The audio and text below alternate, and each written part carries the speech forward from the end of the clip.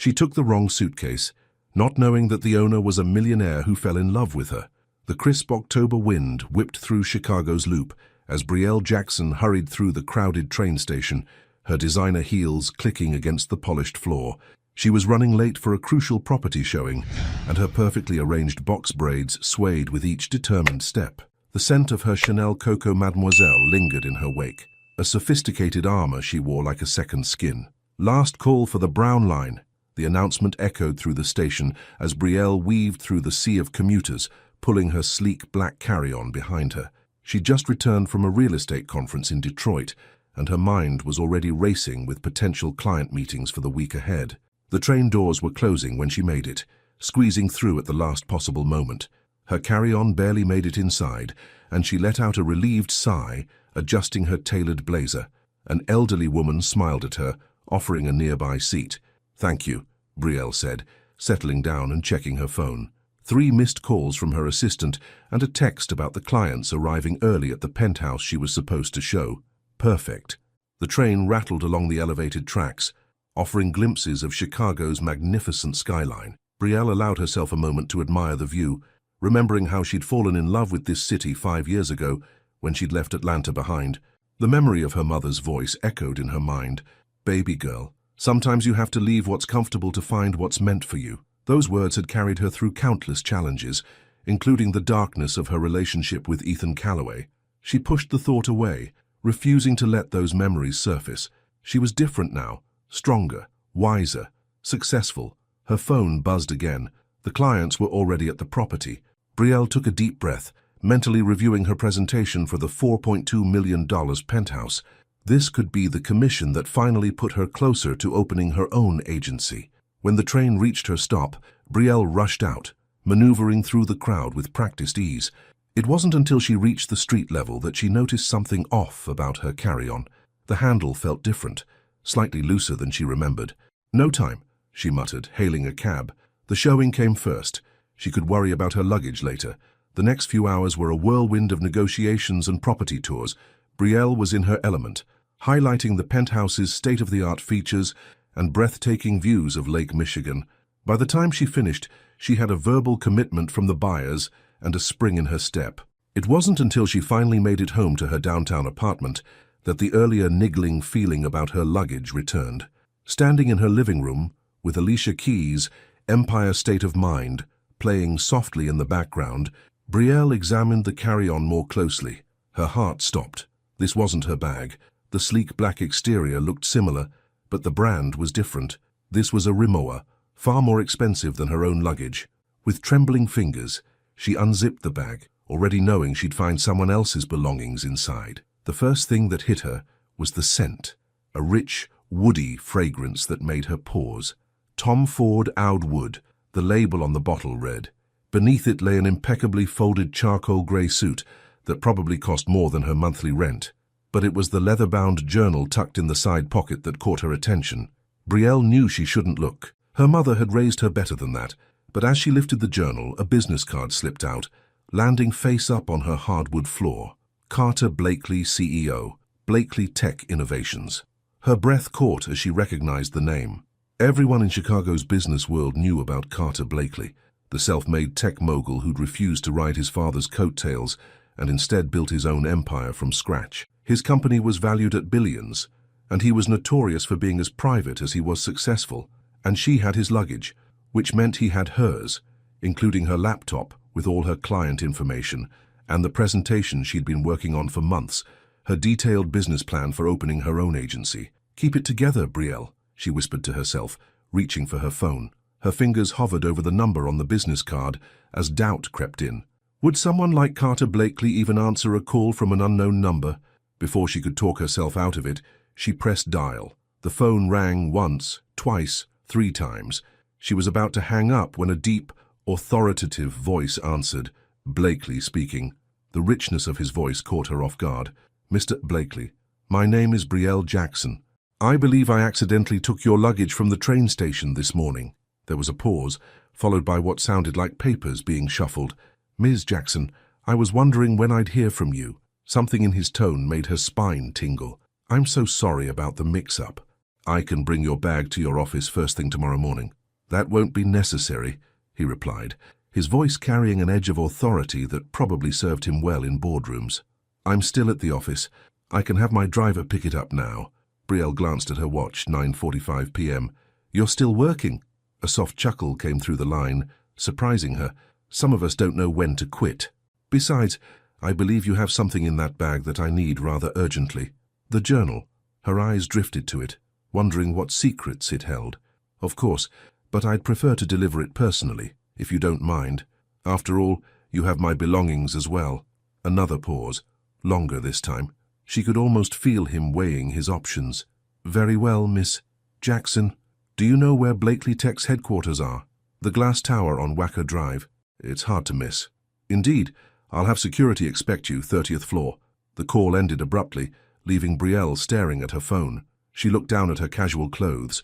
She'd changed after the showing, and knew they wouldn't do, not for meeting Carter Blakely. 20 minutes later, she stood in front of her mirror, having changed into a burgundy wrap dress that hugged her curves while maintaining professional elegance. She'd touched up her makeup, adding a subtle shimmer to her warm brown skin, and made sure her braids were perfectly arranged. As she gathered his luggage and her confidence, Brielle couldn't shake the feeling that this wasn't just about a switched bag. Something about his voice, the late-night meeting, the mysterious journal, it all felt like the beginning of something bigger. The Uber ride to Blakely Tech was quick at this hour. The building loomed ahead, its glass facade reflecting the city lights like stars. As promised, security was expecting her, and soon she was in an elevator heading to the 30th floor. The doors opened to reveal a stunning office space, all clean lines, anti-glass mass, and modern art. A sleek desk stood empty, its occupant presumably gone for the day. But light spilled from an office at the end of the hall, and Brielle could make out a silhouette against the floor-to-ceiling windows. Taking a deep breath, she walked toward it, her heels silent against the plush carpet. She was used to dealing with powerful people, used to holding her own in high-stakes situations, but something told her that meeting Carter Blakely would be different. She knocked on the glass door, and a deep voice called out, "Come in, Ms. Jackson." The man who turned to face her was nothing like the photos she'd seen in business magazines.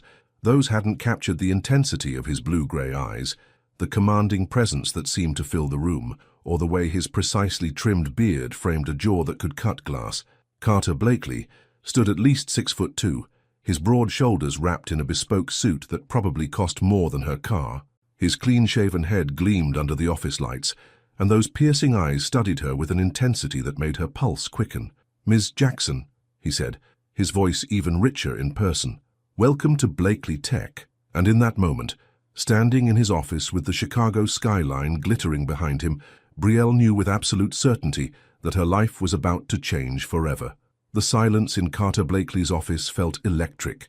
Brielle stood her ground as his calculating gaze swept over her, taking in everything from her burgundy wrap dress to her confident posture. The sophisticated scent of her Chanel perfume mingled with his Tom Ford oud wood, creating an intoxicating atmosphere in the spacious office.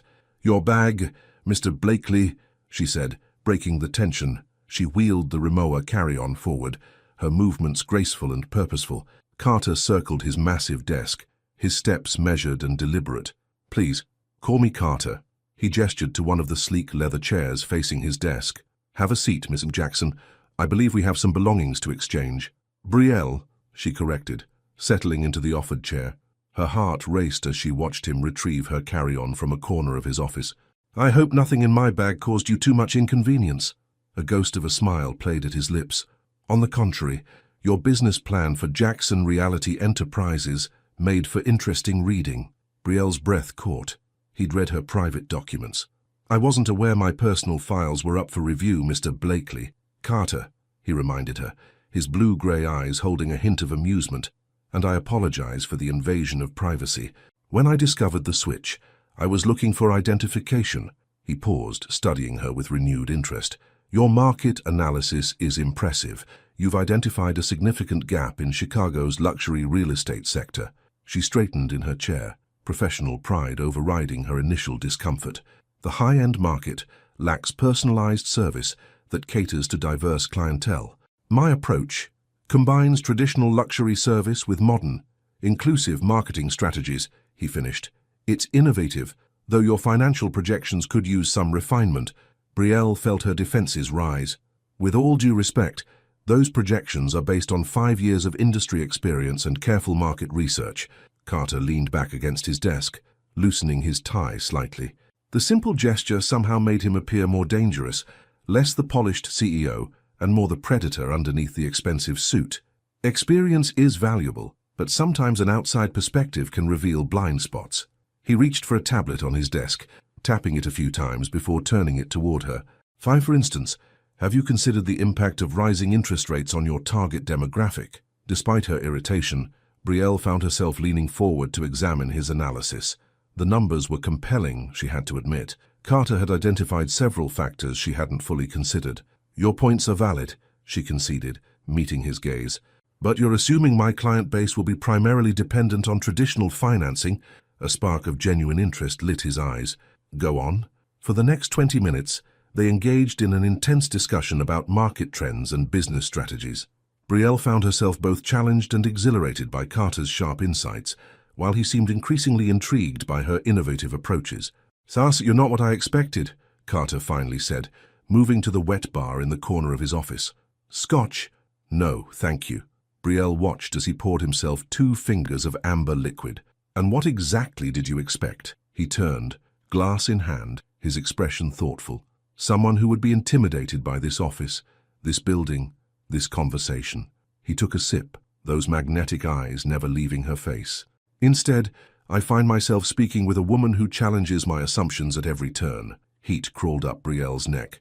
"I stopped being intimidated by powerful men a long time ago, Carter. They usually have the most to prove." Something dark flickered across his features, speaking from experience. "Aren't we all?" She stood, smoothing her dress. "Thank you for the impromptu business consultation, but it's getting late."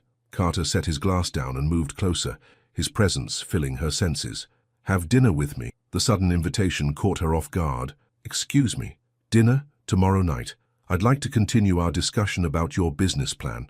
His voice was smooth, confident, but there was something else in his eyes, a hint of vulnerability that seemed at odds with his commanding presence. Warning bells rang in Brielle's head. She'd sworn off mixing business with pleasure after Ethan, and Carter Blakely screamed danger in every possible way.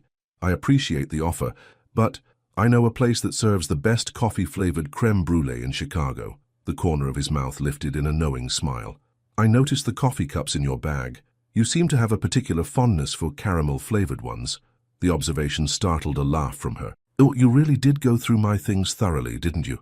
"I'm detail-oriented." He stepped closer, and Brielle caught another wave of his intoxicating cologne. "Say yes, Brielle. Let me make up for invading your privacy by offering some valuable business insights over dinner." She should say no. Every logical part of her brain was screaming at her to decline. But there was something in the way he looked at her, not as a conquest or a business opportunity, but as an equal he genuinely wanted to know better. "Just dinner," she said firmly, "and we stick to business discussion." "Of course."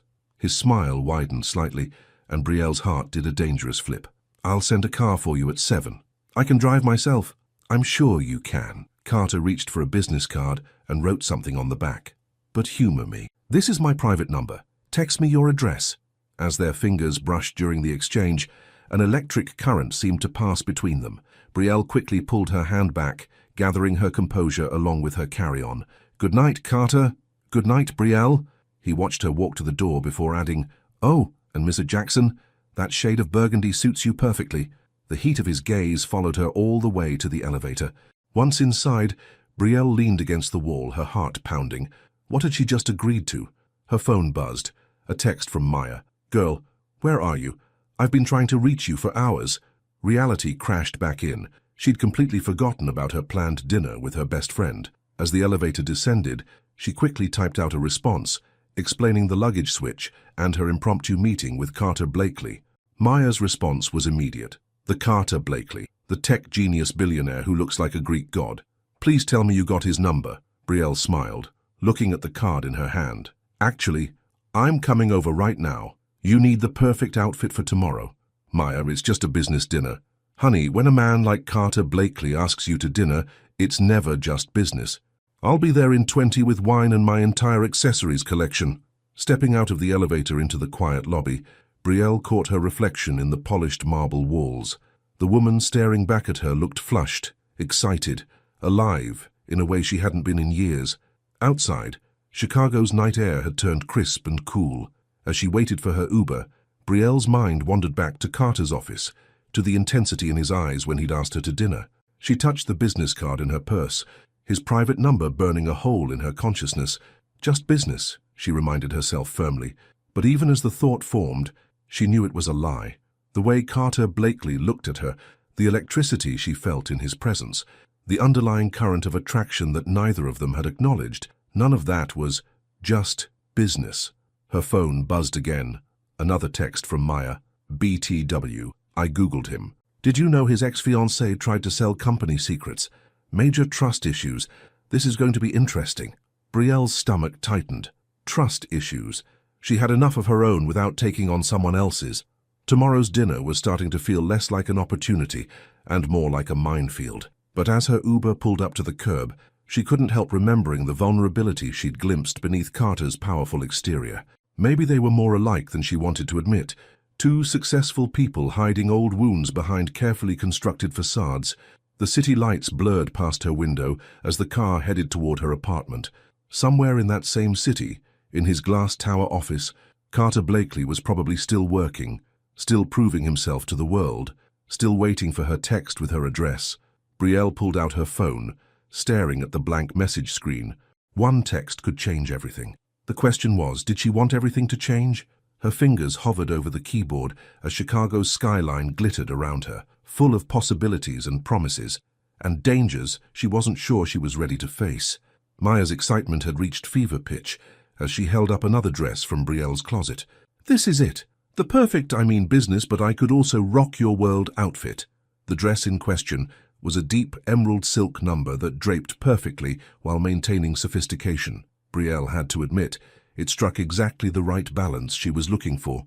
It's not a date, she reminded her best friend for the 100th time, though her protest sounded weak even to her own ears. She'd spent the last hour getting ready, paying more attention to details than she typically did for actual dates. Maya rolled her eyes, her vibrant yellow jumpsuit a stark contrast to her no-nonsense expression. Right, because all business meetings involve private numbers and car services. She adjusted one of Brielle's braids, arranging it artfully over her shoulder. Did you do that background check I sent you? Maya, what? The man's worth billions. It's just good sense to know what you're walking into. Maya perched on the edge of Brielle's bed, her expression turning serious. After what happened with Ethan? This is different, Brielle interrupted, though her stomach clenched at the mention of her ex. Carter Blakely isn't Ethan, and this isn't even anything. It's a business dinner. Maya's phone buzzed. She glanced at it and grinned. Well, you're nothing. Business dinner is here. Black Mercedes Maybach downstairs. Very subtle. Brielle's heart rate kicked up several notches as she took a final look in the mirror. The emerald dress was perfect, complementing her skin tone and fitting like it was made for her. She'd kept her makeup elegant but striking, with gold shimmer on her eyelids and a deep berry shade on her lips. I'd remember, Maya called as Brielle headed for the door. If he turns out to be crazy, text me the code word. Pineapple, I know, Brielle laughed, grabbing her clutch. I'll call you later. The elevator ride down felt longer than usual. When Brielle stepped outside, she immediately spotted the Mercedes. The driver, an older gentleman in an impeccable uniform, opened the door with a warm smile. Good evening, Ms. Jackson. I'm Alfred. Mr. Blakely is waiting at the restaurant. The drive through Chicago's glittering evening landscape was smooth and quick. They pulled up to a restored historic building in River North, its facade elegant and understated. Alfred opened her door, and Brielle's heart nearly stopped when she saw Carter waiting at the entrance. He wore a perfectly tailored navy suit that made his broad shoulders look even more impressive. His blue-gray eyes locked onto her the moment she stepped out of the car, and the intensity of his gaze made her breath catch. Brielle. He moved forward to meet her, and she caught the now familiar scent of his cologne. You look stunning. Thank you. She managed to keep her voice steady, despite the way his presence seemed to fill all her senses. So this place looks amazing. Wait until you see inside. He placed his hand lightly on the small of her back, guiding her through the entrance. The touch sent shivers up her spine. The restaurant's interior was a masterpiece of modern luxury mixed with historic charm. Exposed brick walls adorned with contemporary art, crystal chandeliers casting warm light over intimate tables. The maître d' led them to a private corner table partially screened by elegant dividers. "I took the liberty of arranging a tasting menu," Carter said as they settled into their seats. "Unless you have any preferences, I trust your judgment." The words slipped out before she could catch them, and something flickered in Carter's eyes. "That's a dangerous statement, Brielle." His voice was low, almost a purr. "Trust should be earned, don't you think?" She met his gaze steadily. "Is that what happened with your ex-fiancée?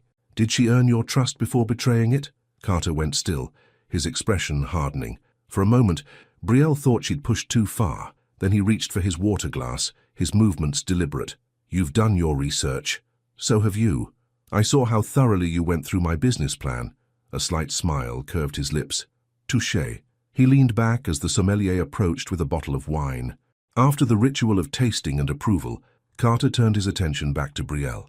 "Yes, my ex-fiancée betrayed my trust. She sold proprietary information to our biggest competitor, cost us millions, and nearly derailed a major project." "I'm sorry," Brielle said softly, recognizing the pain beneath his controlled exterior. "Don't be.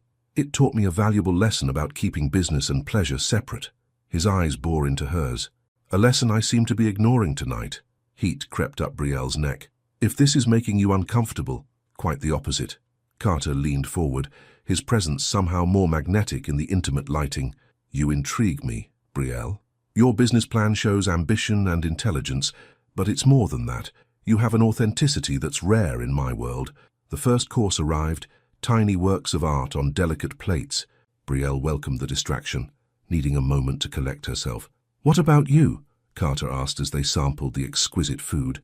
"Any cautionary tales about mixing business and pleasure?" Brielle's fork paused halfway to her mouth. "What makes you think I have a story?" The way you tensed when I mentioned keeping things separate. The careful distance you maintained despite our obvious attraction. His directness was disarming. "Someone hurt you." Memories of Ethan threatened to surface. His charm, his manipulation, the way he'd systematically undermined her confidence while presenting himself as her biggest supporter. She took a sip of wine, forcing the thoughts away. "His name was Ethan," she said finally. "He was a client who became more. By the time I realized he was manipulating me professionally and personally, he'd already done considerable damage to my reputation in Atlanta's real estate circle. It's part of why I moved to Chicago." Carter's expression darkened. "Did he face any consequences?" "Eventually, some of his other victims came forward, and he lost his real estate license." Brielle straightened her shoulders. "But I didn't let him break me. I rebuilt, stronger than before. And yet here you are, having dinner with another powerful man who could potentially affect your business future." Carter's voice was soft but intense. "Why take the risk?" The question hung between them, heavy with implication. Brielle considered deflecting, but something in Carter's steady gaze demanded honesty, because sometimes the biggest risks lead to the greatest rewards. She met his eyes directly. "Say, and because you don't look at me like I'm something to be conquered. You look at me like I'm something to be understood." The air between them crackled with tension. Carter's hand moved across the table, his fingers brushing hers in a touch that felt more intimate than a kiss. "Understanding can be more dangerous than conquest," he murmured. Before Brielle could respond, a commotion near the restaurant's entrance drew their attention.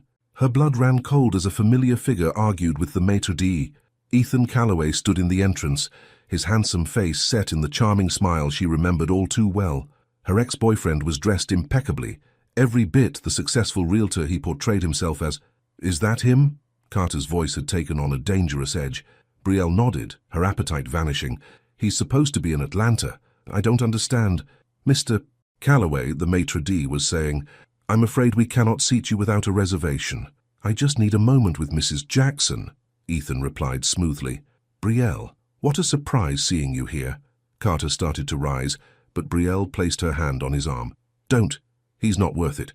"Brielle, baby," Ethan called out, ignoring the staff trying to contain him. "We need to talk. I've changed. I've gotten help." Other diners were starting to stare. Brielle felt the familiar panic rising, the same feeling she'd had whenever Ethan would make a scene to manipulate her into doing what he wanted. But this time was different. This time, she wasn't alone. Carter's hand covered hers where it still rested on his arm. His touch was steady, grounding. "What do you want to do?" he asked quietly. The question surprised her. Ethan had never asked what she wanted. He'd always told her what she needed.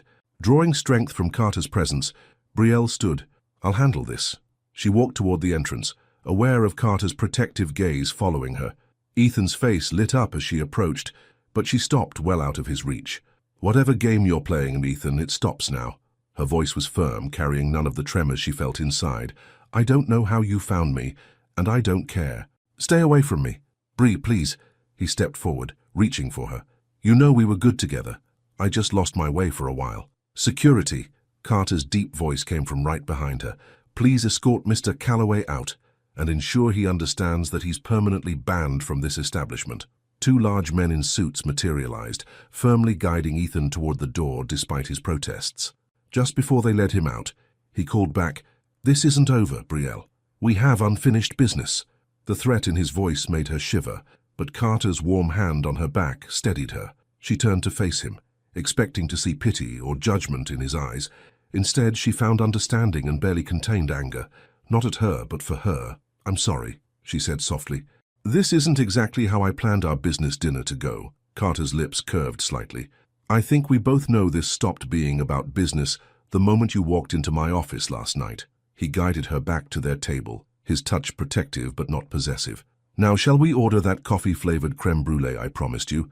And perhaps you can tell me more about this unfinished business with Mr. Calloway. I have a feeling it might become relevant." As they settled back into their seats, Brielle realized two things. First, Carter Blakely was nothing like what she'd expected. He was both more dangerous and more trustworthy than she'd imagined. And second, despite her best intentions to keep this professional, she was already falling for him. The question was, with both their pasts casting long shadows and Ethan's unexpected return, could either of them risk opening their hearts again? The morning after her dinner with Carter, Brielle sat in her favorite coffee shop, staring at her laptop screen without really seeing it. The caramel coffee beside her had gone cold, forgotten in the whirlwind of her thoughts. Her phone buzzed. Another text from Maya. "You can't hide in that coffee shop forever. Call me!" She'd been avoiding her best friend's calls since leaving the restaurant last night. How could she explain what had happened when she barely understood it herself? The way Carter had handled Ethan's appearance, protective but not controlling, letting her take the lead while standing ready to support her. Another message popped up, this one from Carter. "Thinking about last night. Can we talk?" Her heart skipped. After Ethan's dramatic exit, they'd shared that promised creme brulee, their conversation turning from business to more personal matters. Carter had opened up about his childhood, growing up in his father's shadow, and his determination to build something of his own. She'd found herself sharing stories about her family in Atlanta, her mother's wisdom, her dreams of changing the real estate industry. The evening had ended with Carter insisting on having Alfred drive her home. At her door, he'd looked at her with those intense blue-gray eyes and said, "I want to see you again, Brielle. Not for business, just you." She'd been about to answer when her neighbor's door opened, breaking the moment. Now, 12 hours later, she still hadn't given him a response. "Ms. Jackson," a barista approached her table, looking nervous. "There's someone asking for you at the counter." Brielle's blood ran cold, expecting to see Ethan. Instead, she found Maya waiting, hands on her hips. "Girl, I swear," Maya said, sliding into the seat across from her. "I had to track your location on our sharing app because you're ghosting me. Now spill everything." "Maya, I'm working." "On what?" "That empty document you've been staring at for the past hour." Maya reached over and closed Brielle's laptop. "Talk to me. What happened after Ethan showed up?" Brielle sighed, finally taking a sip of her cold coffee. It was intense. He was perfect, Maya. Not aggressive, not possessive, just supportive. Maya's eyes sparkled. "And after? We talked. Really talked." Brielle found herself smiling despite her concerns. "He's nothing like I expected. Behind all that power and success, there's this vulnerability, this need to prove himself." "Sounds familiar," Maya said softly. "You've got that same drive. That's what scares me. We're both so focused on our careers, both carrying so much baggage." Brielle's phone buzzed again with another message from Carter. And now Ethan's back in the picture. Maya's expression hardened. "About that, I did some digging. Ethan's real estate license in Georgia wasn't just suspended, it was revoked. And he's had 3 restraining orders filed against him by different women." Brielle's stomach churned. "Why is he here?" The better question is, why are you letting him affect your chances with Carter? Maya leaned forward. You like him. He clearly likes you. Don't let Ethan's ghost ruin this before it begins. Before Brielle could respond, the coffee shop's door chimed. Her heart nearly stopped as Carter walked in, looking devastating in a charcoal suit that emphasized his athletic build. His eyes found her immediately. Maya stood, gathering her things with a knowing smile. That's my cue. Text me later, with details. She brushed past Carter on her way out, whispering something that made him raise an eyebrow. Then he was moving toward Brielle's table, his presence drawing admiring glances from other patrons. I hope I'm not interrupting, he said, taking Maya's vacated seat. How did you know I was here? A slight smile curved his lips. I may have asked Alfred to keep an eye on you after last night. Given Ethan's appearance, I was concerned. She should have been angry at the surveillance, but his honesty and obvious worry touched her. I can take care of myself, Carter. I know you can. He reached across the table, his fingers brushing hers. See, but you don't have to do it alone anymore. The simple touch sent electricity through her veins. What are we doing, Carter? Right now. I'm about to buy you a fresh caramel coffee, since that one's clearly cold. His eyes held hers. After that, I'd like to show you something. No business talk, no pressure, just us getting to know each other. I have a showing at 2. Cancel it. His voice was soft but intense. Take a risk with me, Brielle. She thought about Maya's words, about letting fear hold her back. Looking into Carter's eyes, she made her decision. Okay, show me. An hour later, they were in his car, not the usual Mercedes, but a sleek Aston Martin he drove himself. They left the city behind, heading north along Lake Michigan. Brielle watched him as he drove, admiring his strong profile and the confident way he handled the powerful car. Where are we going? Somewhere I've never taken anyone else. He glanced at her, something vulnerable in his expression. Somewhere I go to think. They pulled up to a beautiful modernist house perched on a bluff overlooking the lake. Floor-to-ceiling windows reflected the water, and a wraparound deck offered stunning views of the coastline. This isn't in any real estate listings, Brielle said as they parked. Trust me, I'd know, because it's not for sale. Carter led her to the front door, unlocking it with a keypad code. I built it 2 years ago. No one knows about it except my contractor and now you. The interior was a masterpiece of minimalist design, open spaces, clean lines, and carefully chosen art pieces. But what caught Brielle's attention were the personal touches. A well-worn leather armchair, books scattered on coffee tables, a kitchen that showed signs of actual use. This is the real you, she realized, not the CEO in the glass tower. Carter moved behind her, close enough that she could feel his warmth. You see me, don't you? Beyond the headlines and the corporate image. She turned to face him, their bodies inches apart. Like you see me. Beyond the polished real estate agent, beyond the careful facades. His hand came up to cup her cheek, thumb brushing her skin. Brielle. The moment was shattered by both their phones buzzing simultaneously. Brielle checked hers first, her face paling. It was a link to a business gossip blog, with a headline that made her stomach drop. Tech billionaire Carter Blakely's new romance. The truth behind his dinner date's troubled past. The article featured photos of them at the restaurant, followed by detailed allegations about her history with Ethan, most of them twisted or outright false, but the damage was already being done. The comments section was filling with speculation about her motives, suggesting she was after Carter's money or trying to manipulate him like his ex-fiancée had. Carter, She looked up to find him on his phone, his expression thunderous. It's already reaching the major business sites. His voice was tight with anger. My PR team is trying to contain it, but the damage is done. Brielle stepped back, wrapping her arms around herself. This could hurt your company's image, and it's definitely going to impact my business. Who's going to trust a real estate agent with this kind of publicity? We can fight this. Carter moved toward her, but she held up a hand. Can we? Everything they're saying about Ethan, about our past, it's twisted, but there's just enough truth to make it believable. And now it looks like I'm following the same pattern with you. I don't care what it looks like. But you should, Brielle's voice cracked. Your board, your investors, your clients, they'll all care. And my potential clients will see this and run the other way. Everything I've worked for. Carter's phone rang. His PR team, probably with more bad news. Brielle used the distraction to move toward the door. I need some time to think, she said softly, to figure out how to handle this. Brielle, wait, please. She met his eyes, seeing the conflict there. "Just give me some space." She made it outside before the tears started, calling an Uber with shaking fingers. As she waited, she could see Carter through the windows, pacing as he talked on the phone. He looked frustrated, powerful, and somehow lost, all at once. Her phone buzzed with a text from an unknown number. "Hope you enjoyed your moment in the spotlight. Consider it a warning. Stay away from Carter. A friend." Brielle's hands trembled as she deleted the message. She knew that tone, that subtle threat wrapped in false concern. Somewhere in Chicago, Ethan was watching, plotting, trying to destroy her life again. But this time, he wasn't just hurting her. He was threatening everything Carter had built. And that, she realized with a sinking heart, was something she couldn't allow. As her Uber arrived, Brielle took one last look at the house on the bluff, at the man who had started to break down her walls. Sometimes love meant being strong enough to walk away. She just hadn't expected it to hurt quite this much. A week after the media scandal broke, Brielle sat in her office, staring at her third cancelled client meeting of the day.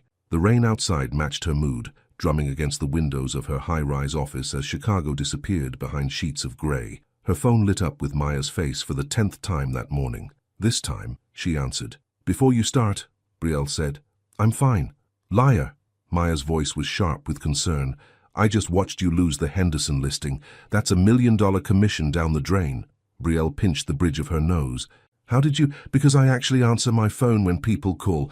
Mrs. Henderson called me, worried about you. She saw the articles. Bri, everyone has.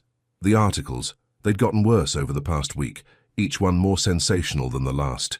Ethan had given interviews, painting himself as the concerned ex-boyfriend worried about history repeating itself. The business world was buzzing with speculation about Carter's judgment, questioning if he was following in his father's footsteps of making impulsive decisions. "Have you talked to him?" Maya asked softly. Brielle's eyes drifted to her laptop, where Carter's latest email sat unanswered. He'd sent one every day since she'd left him at the lake house, each one more personal than the last, each one harder to ignore. "It's better this way," she said, more to convince herself than Maya. "His company's stock dropped 3 points after the first article. His board is questioning his judgment. I won't be the reason his empire crumbles." "So you're just going to let Ethan win again?" The words stung. "I'm protecting Carter." "No, you're running scared, and from what I hear, Carter isn't handling it much better." Brielle's heart clenched. "What do you mean?" "Check your email. The business news one." With trembling fingers, Brielle opened her business newsletter. The headline made her stomach drop. "Blakely Tech CEO's erratic behavior raises concerns. Sources report late-night office hours and aggressive business moves."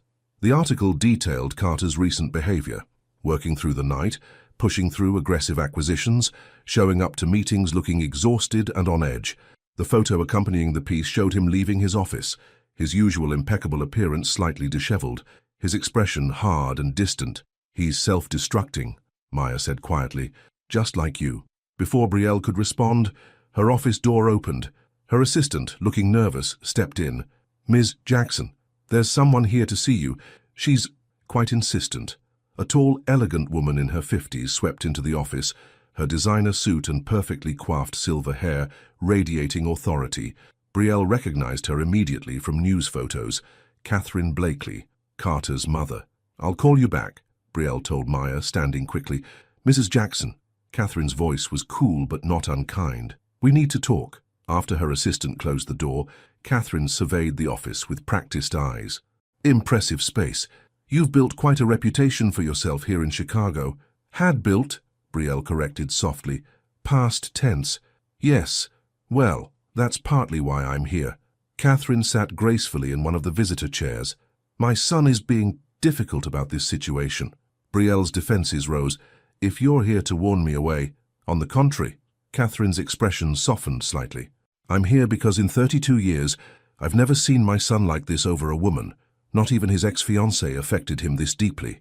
The words hung in the air between them. Brielle sank back into her chair, unsure how to respond.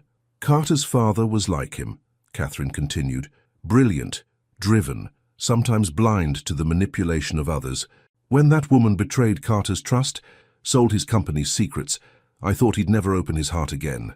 She fixed Brielle with a penetrating stare. "And then he met you." "Mrs. Blakely." Catherine, please.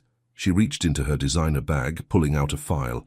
I had my people look into your situation with Ethan Calloway. The real story, not the sanitized version he's feeding the press. Brielle's hands trembled as she accepted the file. Inside were police reports, court documents, testimonies from other women. The full extent of Ethan's manipulation and abuse laid bare. Why are you showing me this? Because my son needs someone who runs toward trouble to protect others, not away from it. Catherine stood, smoothing her skirt. The board meeting is tomorrow at noon.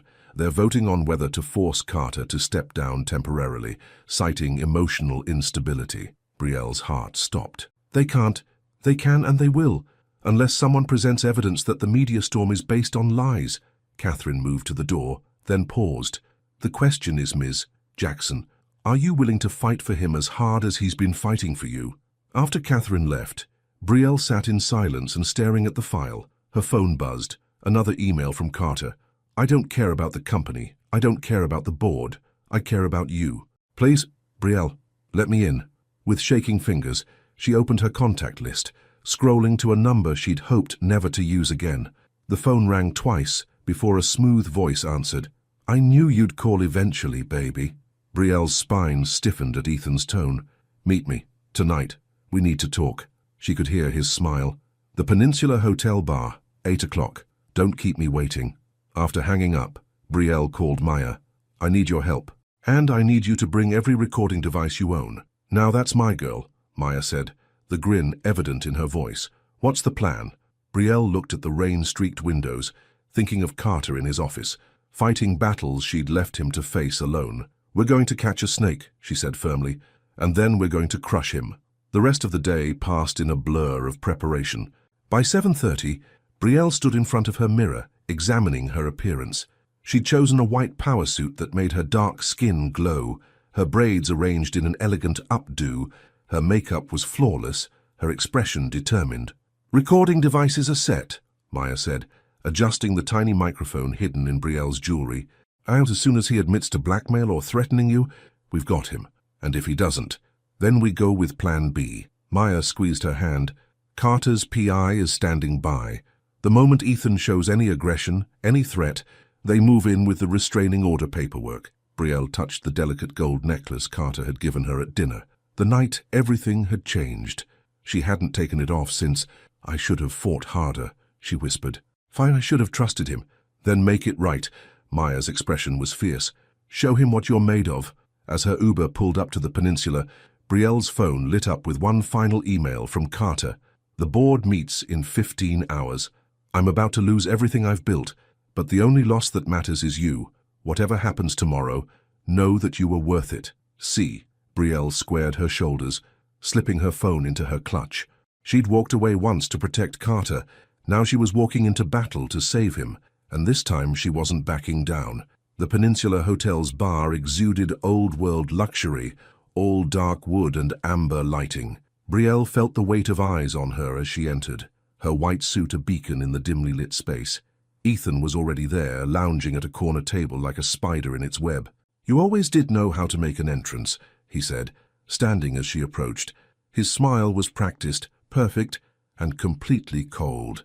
Let's skip the pleasantries. Brielle sat, declining his attempt to help with her chair. Why are you really here, Ethan? He signaled the waitress, ordering scotch for himself, and she noticed with disgust her old, favorite wine. He still remembered her preferences, still wielded that knowledge like a weapon. I'll have sparkling water, she corrected firmly. With lime. Something flickered in Ethan's eyes, annoyance at the small defiance. You've changed, baby. Chicago's made you hard. No, Ethan. Atlanta made me hard. You made me hard. She leaned forward slightly, the hidden microphone capturing every word. Now tell me what you want. Maybe I just missed you. He reached for her hand, but she pulled back. We were good together once, Brielle. Before you let success go to your head, started thinking you were too good for me. You mean before I stopped letting you control me? Before I discovered you were manipulating my clients, sabotaging my deals? His smile tightened. Ancient history. I've changed. Got help. Like I said. Really? Brielle pulled out her phone, pulling up one of the recent articles. Is that why you're feeding lies to the press? Trying to destroy my reputation again? I'm protecting you." His voice took on that concerned tone she remembered too well. "This Blakely guy, he's bad news, Bree, just like his father. You think what happened with his ex-fiancée was one-sided. Trust me, there's more to that story." The drinks arrived, creating a momentary pause. Brielle used it to study Ethan, really study him. The expensive suit, the Rolex she knew he couldn't afford on a suspended realtor's salary, the confident smirk of someone who thought he held all the cards. "How much did they pay you?" she asked quietly. His expression didn't change, but his fingers tightened on his glass. "I don't know what you—" "Carter's competitors. How much did they pay you to come here, stir up scandal, make him look unstable?" A low chuckle escaped him. "Always so clever. Here's what I loved about you." He took a slow sip of scotch. "But you're thinking too small. Why settle for a one-time payoff when you can play a longer game?" "What do you mean?" "Join me, Bree. Together, we could take him for millions. The evidence I have, the stories I could tell, his board's already on edge. One more push and they'll force him out. In the chaos, the stock will plummet." His eyes gleamed. "But if someone had advanced knowledge of that happening, insider trading," the words felt bitter on her tongue. "That's what this is about? Think bigger. With your real estate expertise and my connections, we could buy up prime properties for pennies on the dollar. When Blakely Tech crashes, their development projects will be up for grabs." The depth of his scheme stunned her. This wasn't just about revenge or control. This was calculated destruction for profit. "First, and if I say no," Ethan's smile turned predatory, "then tomorrow's headlines get much worse. I have friends at every major business publication. One word from me, and your past becomes very, very public. Every client you've ever had will know exactly what kind of person you really are." "You mean what kind of person you tried to make me?" Brielle's voice was steady despite her racing heart. "The woman you isolated from her friends. The one you gaslighted until she doubted her own judgment. The successful agent you tried to destroy because you couldn't stand her outshining you. Careful, baby." His tone carried a warning. "You're not the only one I can hurt. Your friend Maya's new fashion line is taking off, isn't it? Be a shame if someone started questioning her business practices. And Carter, well, his father's old scandals are just waiting to be dug up." Brielle's hand trembled as she reached for her water. The ice clinked against the glass, the sound seeming to echo in the suddenly too warm space. "You're right about one thing," she said softly. "I have changed." Before he could respond, she stood addressing the seemingly empty air. "Did you get all that?" The bar's ambient noise suddenly died as hidden speakers crackled to life, playing back Ethan's threats in his own voice. Around the room, several distinguished-looking patrons, who Brielle now recognized as Carter's security team, stood up, phones and recording devices in hand. Ethan's face drained of color. "You bit—" "The SEC has been monitoring this conversation," a stern voice interrupted. A federal agent stepped forward from the bar, badge in hand. "Mr. Calloway, we have some questions about your insider trading plans." As the agent moved toward their table, Ethan lunged for Brielle. "You ruined everything." But before he could reach her, a powerful hand grabbed his shoulder. Carter stepped out of the shadows, his expression thunderous. "Touch her, and the fraud charges will be the least of your concerns." Security swarmed in, quickly and quietly removing Ethan from the premises. The other hotel patrons, carefully selected plants from Carter's team, resumed their normal activities as if nothing had happened. Brielle stood frozen, the adrenaline leaving her system in a rush. Carter moved toward her slowly, as if afraid she might bolt. "Maya called me," he said quietly. "Told me what you were planning. Did you really think I'd let you face him alone? I needed to do this myself." Her voice shook slightly. "To prove I could." "I know." He reached for her hand, and this time she didn't pull away. "But you never had to prove anything to me." The warmth of his touch grounded her, bringing everything into sharp focus. The past week of separation, the pain of pushing him away, the fear of letting herself be vulnerable, it all seemed foolish now. "I'm sorry," she whispered. "I thought I was protecting you by leaving." "You protected me by coming back." Carter's free hand came up to cup her cheek. "The board meeting tomorrow? They won't have anything to vote on. The SEC's investigation into Ethan's conspiracy will clear my name, and yours." Brielle leaned into his touch, feeling tears threaten. "I almost lost you." "Never." His voice was fierce. "I told you, you're worth fighting for, worth waiting for." Around them, the bar had emptied except for Maya, who stood by the entrance with a triumphant grin. The hidden microphone crackled one last time before going silent. Its job done. "Take me home," Brielle said softly, looking up into Carter's blue-grey eyes. "Your place or mine?" She smiled, feeling truly free for the first time in weeks. "That lake house of yours." "I never did get to see the sunset from that deck." Carter's answering smile was everything. Relief, joy, love, and promise, all wrapped into one. As they left the hotel, his arm protective around her waist, Brielle felt the last shadows of her past finally beginning to fade.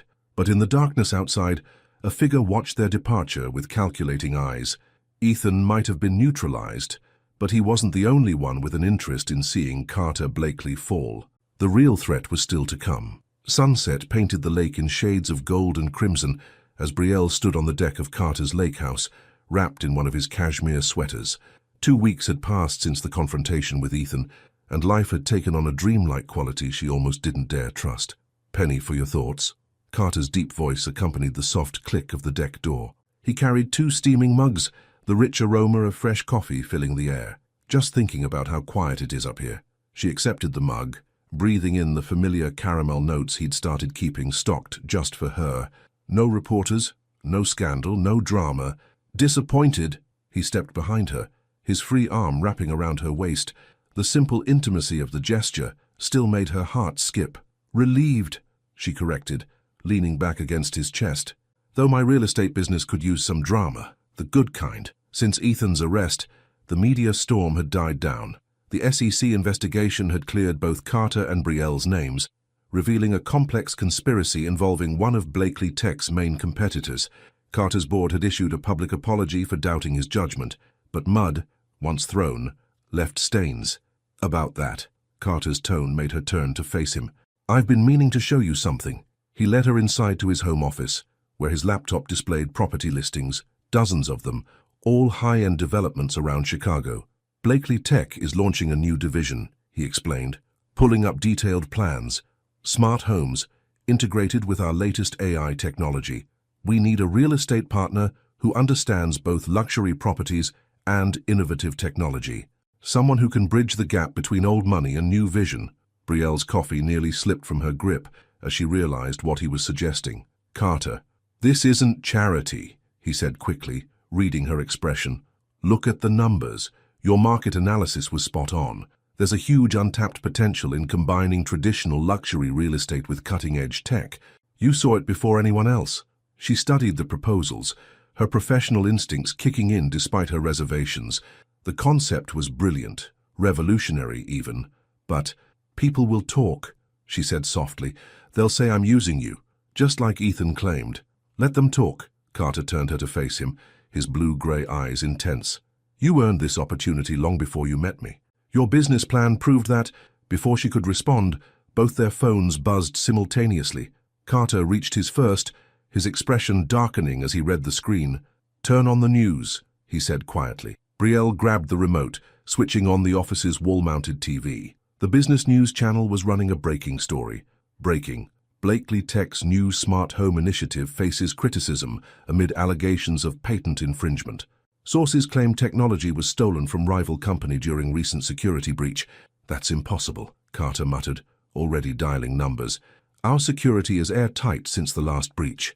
Brielle's phone buzzed again, a text from Maya. "Check your email now." The message in her inbox made her blood run cold. It was from an anonymous source, containing security camera footage from Blakely Tech's offices. The timestamp showed last week, late at night. The figure entering the secure server room wore a maintenance uniform, but their movements were practiced. Professional. "Carter." Her voice shook slightly. "I know who did this." He looked up from his phone calls, concern etching his features. "What do you mean?" "The way they move, the confidence. I've seen it before." She played the video again, focusing on the intruder's distinctive gait. "That's Olivia, your ex-fiancée." Carter went still, his expression unreadable. "That's impossible. She's in Europe. Has been since she sold your secrets the first time." Brielle moved closer, touching his arm gently. "Think about it. The timing, right when we announced the smart home initiative. The precise target of the attack. She knows your systems, your security protocols. If you're right." He ran a hand over his face, suddenly looking tired. "This is worse than last time. Patent infringement allegations could tank the whole project before it begins." Brielle's mind raced. pieces clicking into place. The maintenance uniform, that had to come from inside. Someone let her in, gave her access. Carter's phone rang again, his head of security. As he answered, Brielle moved to the window, watching storm clouds gather over the lake. Something about this felt too convenient, too perfectly timed. "Security confirms the breach," Carter said after hanging up, "but they can't prove it was Olivia. The footage is too grainy for facial recognition. We need to think like her." Brielle turned back to him. "Last time, she sold the information to your competitors, but this time she took it herself," Carter finished, "which means she's working directly with someone who wants to destroy you, not just profit from your fall." Brielle's real estate instincts kicked in. "The Smart Home Initiative. Which of your competitors stands to lose the most if it succeeds?" Carter's eyes lit with understanding. He moved to his laptop, pulling up market research. "Rivers Tech. They've been developing similar technology, but they're at least 2 years behind us. If we launch first, they lose everything," Brielle finished. Saris and their CEO, Richard Rivers, was romantically linked to Olivia 6 months ago. Carter's expression hardened. It wasn't just a coincidence. She was positioning herself all along. Thunder rumbled outside as rain began to fall, matching the growing tension in the room. Carter's phone buzzed with another call. His PR team, probably wanting to know how to handle the growing crisis. But before he could answer, Brielle's screen lit up with an incoming text from an unknown number. The message contained only an image, a photo of her and Carter at dinner last week, clearly taken without their knowledge, with a single line of text. "Ready for round 2, this time you both fall." Carter read the message over her shoulder, his body tensing. "I won't let her hurt you." "No," Brielle said firmly, turning to face him. "We won't let her hurt us. Not this time." She thought about everything they'd overcome. Ethan's manipulation, the media scandal, their own fears and doubts. They were stronger together than apart. "What's your plan?" Carter asked, recognizing the determination in her eyes. "You said Olivia likes to play games." Brielle's smile held a dangerous edge. "Then let's change the rules. Maya's fashion show is next week, the biggest social event of the season. Every major tech and business figure in Chicago will be there, including Richard Rivers," Carter added, catching on and knowing Olivia. "She won't be able to resist making an appearance, not when she thinks she has the upper hand." Brielle moved to the desk, already formulating strategies. "But this time, we'll be ready." Outside, lightning split the sky, illuminating their reflection in the window. Carter tall and powerful, Brielle fierce and determined. They made quite a team, she realized. Perhaps that's what their enemies feared most. "One condition," Carter said softly, pulling her close. "We do this together. No more pushing me away to protect me." Brielle reached up, tracing the strong line of his jaw. "Together," she agreed, "right, always." As they began planning their counter-move, the storm raged outside, but inside, in the warmth of Carter's embrace, Brielle felt nothing but certainty. They'd faced down their past demons separately. Now it was time to face their future battles as one. Little did they know, Olivia's revenge plot was more intricate than they imagined, and she wasn't working alone. In a penthouse across the city, she sat with Richard Rivers, reviewing their own plans. "They took the bait," she said, looking at the surveillance feeds from Carter's lake house. "Say everything's falling into place." Richard smiled, raising his glass in a mock toast. "By this time next week, Carter Blakely will lose everything, and this time there won't be any coming back." Lightning flashed again, casting dramatic shadows across their satisfied smiles. The real game was just beginning. The week leading up to Maya's fashion show passed in a whirlwind of preparation. Brielle stood in her friend's downtown studio, surrounded by racks of cutting-edge designs and the controlled chaos of last-minute alterations. "Are you sure about this?" Maya asked, pinning the hem of a stunning silver gown that seemed to flow like liquid metal around Brielle's curves. "Using my show as bait is risky. If anything goes wrong, it won't." Brielle met her friend's eyes in the mirror. "Carter's security team has everything covered. And this is bigger than just your show. It's about stopping Olivia before she can hurt anyone else." Maya straightened, adjusting the dress's intricate back detail. "Speaking of your man, he's been calling every hour to check on security arrangements. I've never seen someone so protective." Brielle smiled softly. "In love," Maya corrected. "He looks at you like you hung the moon, girl. Even when you're plotting corporate espionage together." Before Brielle could respond, Her phone buzzed with a message from Carter. Meeting with the board finished. They're behind us 100%. Dinner tonight? Her heart warmed at the simple message. Despite the chaos of the past week, dealing with the patent allegations, strengthening company security, preparing their trap, Carter had made sure they spent every evening together, sometimes working, sometimes just being. Tell Loverboy you'll see him at the rehearsal dinner, Maya interrupted her thoughts. Tonight, you're all mine. We need to perfect this dress and go over the final details. The plan was intricate but elegant in its simplicity. Maya's show would feature a groundbreaking integration of fashion and technology, a collaboration between her design house and Blakely Tech, the perfect bait for both Olivia and Richard Rivers. Latest intel confirms they took the bait, Carter's head of security had reported that morning. Rivers RSVP'd personally, and there's been unusual activity around his private accounts, large transfers, encrypted communications. They're planning something big, Carter had mused, his fingers intertwined with Brielle's under the conference table. Something at the show. Now standing in Maya's studio as the sun set over Chicago, Brielle felt the calm settling into her bones, the dangerous serenity that came before a storm. Her phone buzzed again, this time with a message that made her blood run cold. An anonymous text with a single image, her and Carter at the lake house, clearly taken with a long-range lens, with the caption, "Enjoy it while it lasts." "Maya," she called out, her voice steady despite her racing heart. "I need to make a call." In the studio's private office, Brielle dialed Carter. He answered on the first ring. "They're watching us," she said without preamble. "At the lake house. Somehow they got past your security." A pause, then his voice, tight with controlled anger. "I'm having the property swept now. Are you safe? I'm with Maya. Your security team is outside." She took a deep breath. "Carter, what if we're playing right into their hands? What if the show is just a distraction?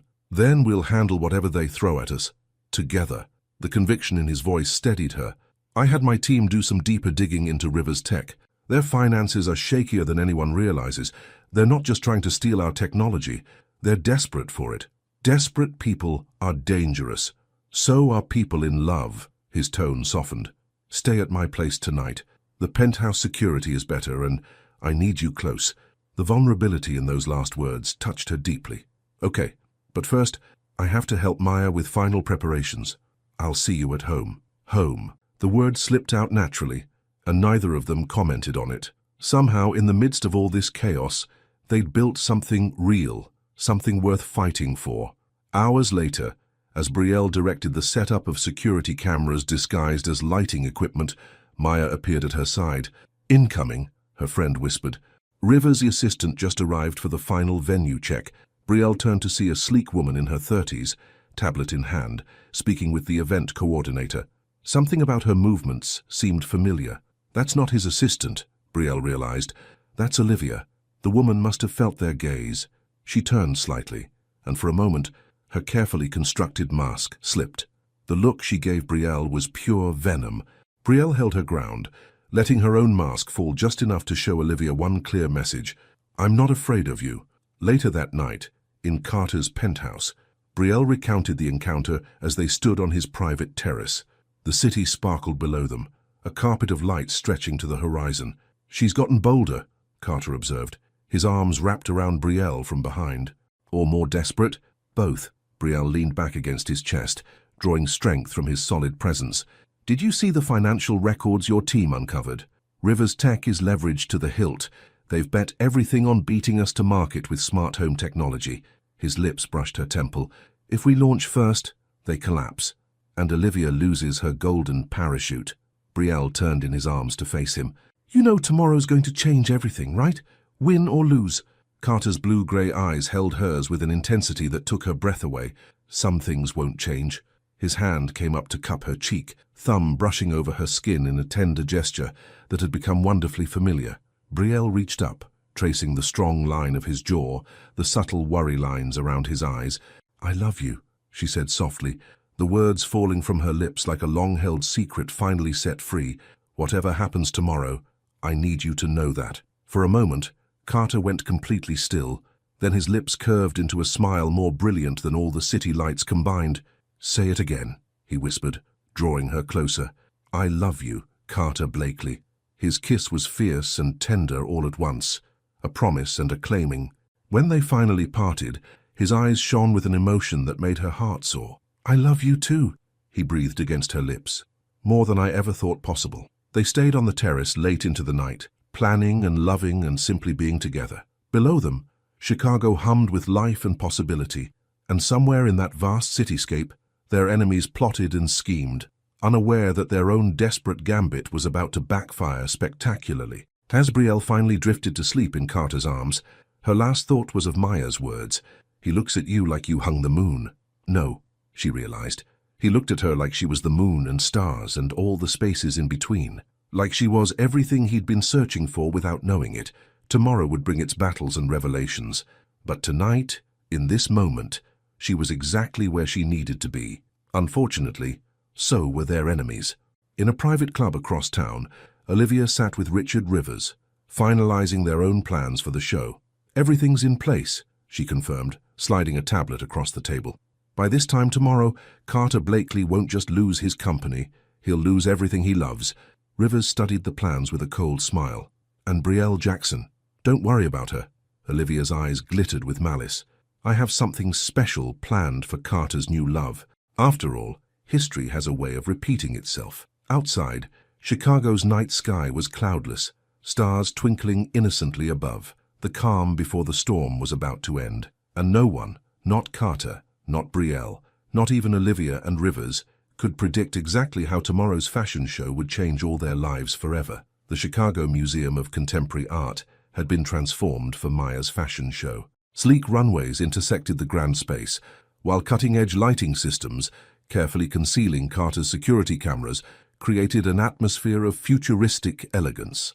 Brielle stood backstage, her silver gown catching the light like liquid moonlight. Around her, models rushed to and fro, makeup artists made final touches, and Maya directed it all like a conductor leading an orchestra. "Her security team confirms Rivers just arrived." Carter's voice came through her hidden earpiece. "Olivia's with him." "Any signs of what they're planning?" Brielle kept her voice low, pretending to check her phone. "Nothing yet, but my team intercepted some encrypted communications. Whatever it is, it's happening during the tech demonstration." The tech demonstration was the show's centerpiece, models wearing Maya's designs integrated with Blakely Tech's revolutionary smart fabric technology. It was also their most vulnerable moment, when both the fashion designs and the proprietary tech would be most exposed. "I've got eyes on Olivia," Maya cut in through the comm system. "She's trying very hard to look inconspicuous near the main control panel." Brielle's pulse quickened. "The same panel controlling the smart fabric demonstrations?" "Exactly." Carter's voice was grim. "I'm heading there now." "No." Brielle moved toward the VIP section, where she had a clear view of both the runway and the control area. "Stay where you are. Let her make the first move." The lights dimmed, signaling the show's beginning.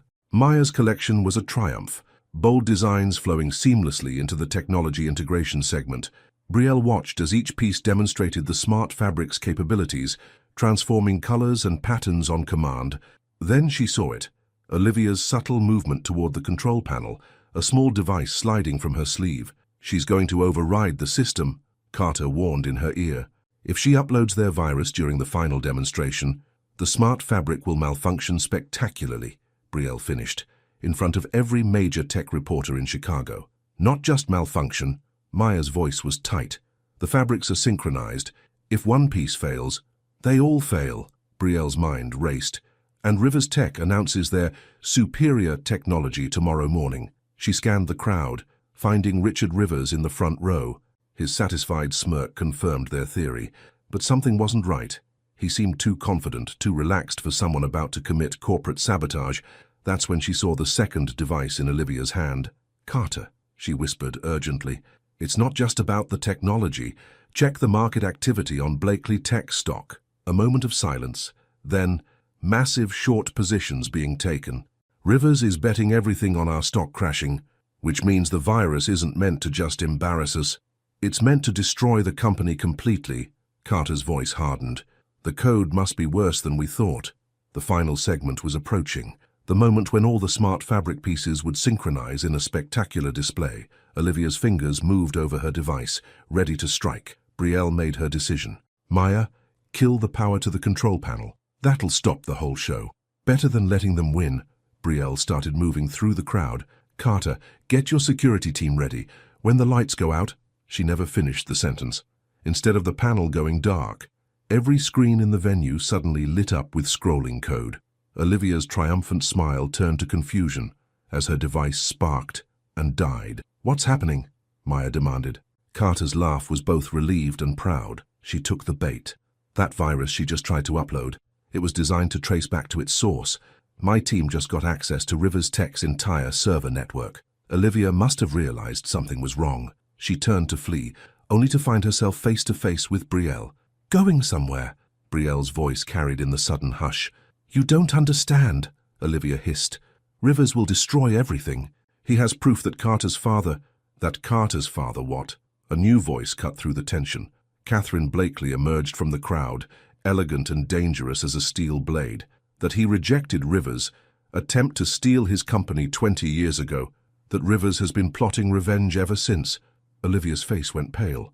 In the front row, Rivers stood abruptly, heading for the exit. He didn't make it 3 steps before security blocked his path.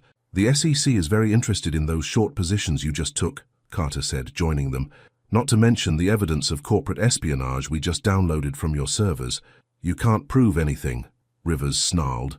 Actually, Maya chimed in, tablet in hand, my security cameras caught everything, including that little device your partner just tried to use. I'm thinking the morning news shows will be very interested in this footage. Brielle felt a fierce satisfaction as she watched security lead both Olivia and Rivers away. The show continued seamlessly, the tech demonstration a stunning success, but something still nagged at her. Carter, she said quietly, what did Olivia mean about your father? His expression darkened. Rivers didn't just try to steal the company. He was responsible for my father's accident, the one that forced him to retire. We could never prove it, but now you can. Brielle squeezed his hand. Your team found evidence in their servers. Everything. His voice was thick with emotion. 20 years of plotting, all laid bare. Rivers didn't just want to destroy me. He wanted to finish what he started with my father. The fashion show reached its spectacular finale. Maya's designs drawing gasps and applause. But Brielle's attention was on Carter, seeing the weight of decades lifting from his shoulders. It's over, she said softly. Really over. He pulled her close, not caring who saw. No, he murmured against her hair. It's just beginning. Later, as the after-party wound down, Brielle stood on the museum's rooftop terrace. The city sparkled below, full of promise and possibility. Carter found her there, 2 glasses of champagne in hand. To new beginning, he offered, passing her a glass. To us, she corrected, clinking her glass against his, and to finally being free of our ghosts. He set his glass down, turning to face her fully. The look in his eyes made her breath catch. Marry me. The words hung in the night air, stunning in their simplicity. No elaborate setup, no dramatic gestures, just pure, honest love. Carter, I know it's fast, he continued, taking her hands in his. I know we've barely begun, but I also know that I never want to face another day without you by my side. You make me stronger, better, more than I ever thought I could be. Tears pricked at Brielle's eyes as she looked up at this man who had crashed into her life because of a switched bag and changed everything. But before she could answer, a shot rang out in the night air, and everything went black. Time seemed to slow as Brielle felt Carter's arms wrap around her, pulling her down to the terrace floor. Security swarmed the rooftop, their voices sharp with urgency in the chaos that followed the shot. Carter? Her heart raced as she felt him tense against her. I'm fine, he assured her, though his voice was strained. But we need to move, now. They crawled behind a decorative wall as more shots rang out. Through her earpiece, she could hear Maya coordinating with security from inside the building. Shooter's position identified, a security officer reported. Northwest building, approximately 30 floors up. Teams moving to intercept.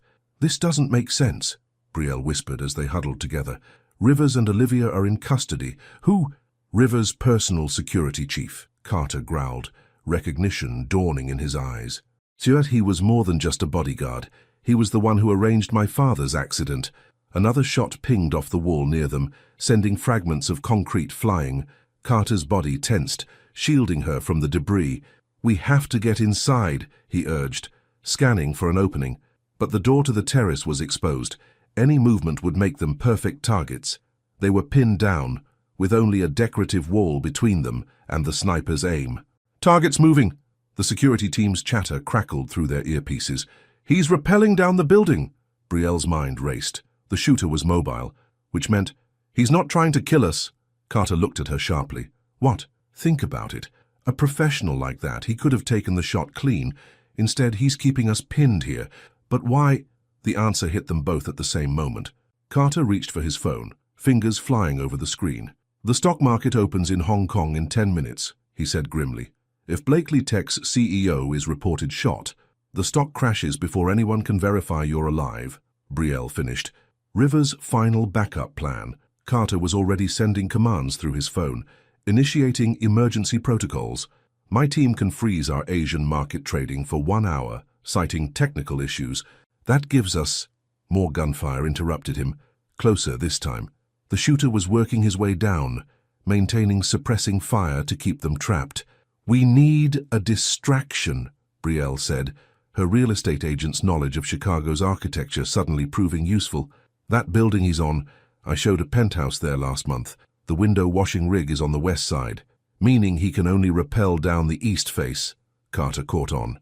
"Which means he's committed to his path, can't change position without exposing himself." Carter relayed the information to his security team. Within moments, they had a plan.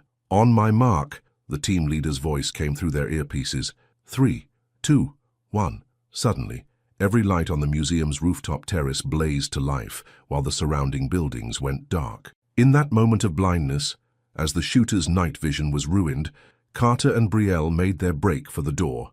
They burst into the top floor of the museum just as security teams converged on the shooter's position. Through the windows, they could see the man dangling from his rappelling gear, caught in the spotlights like an actor on a stage.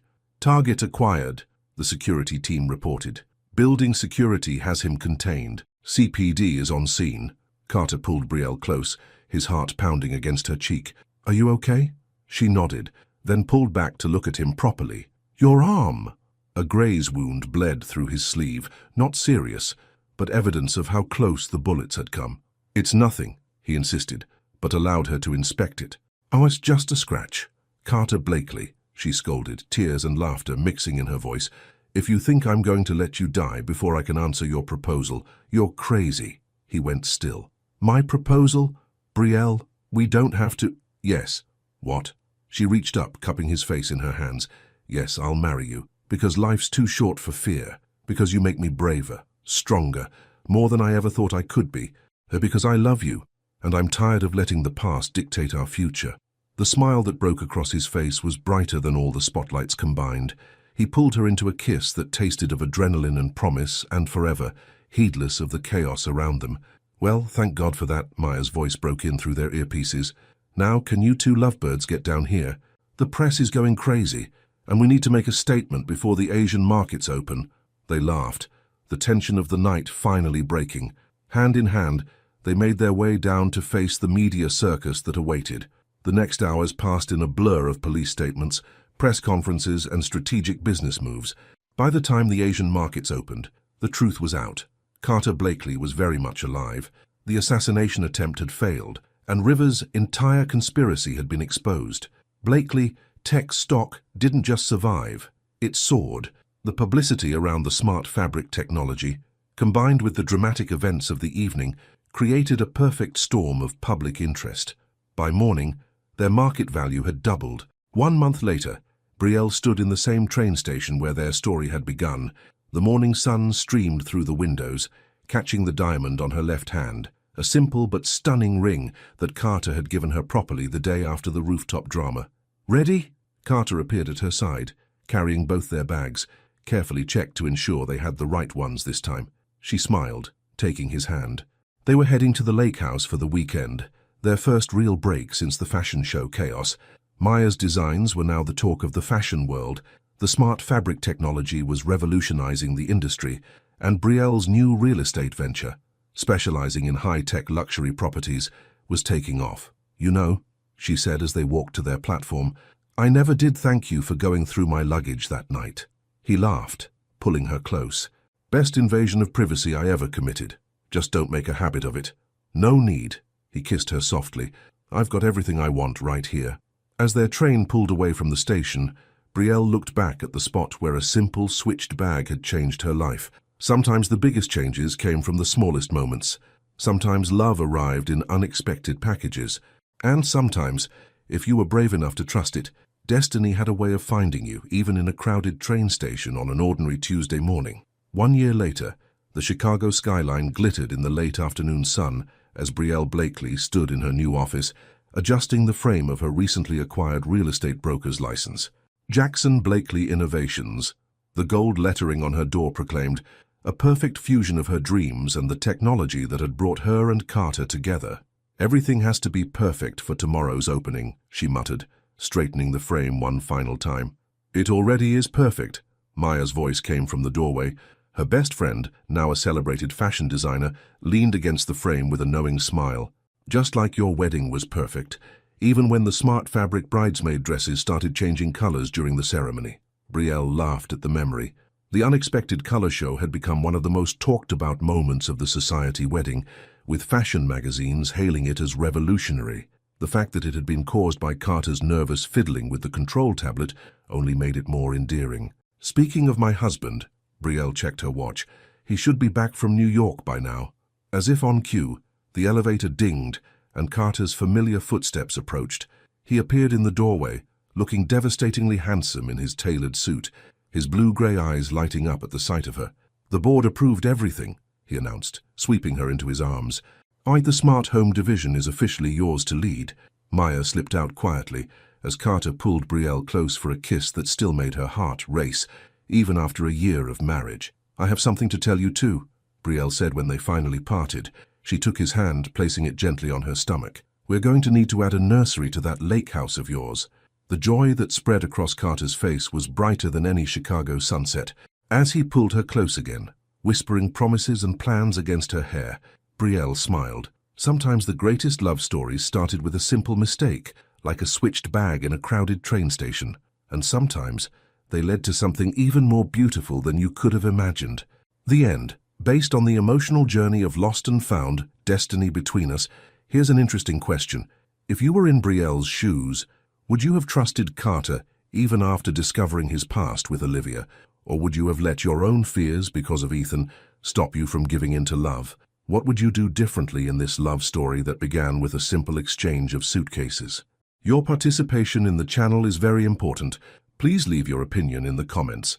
Thank you so much for watching until the end. If you enjoyed this story, don't forget to subscribe to the channel, leave a like, and comment your thoughts.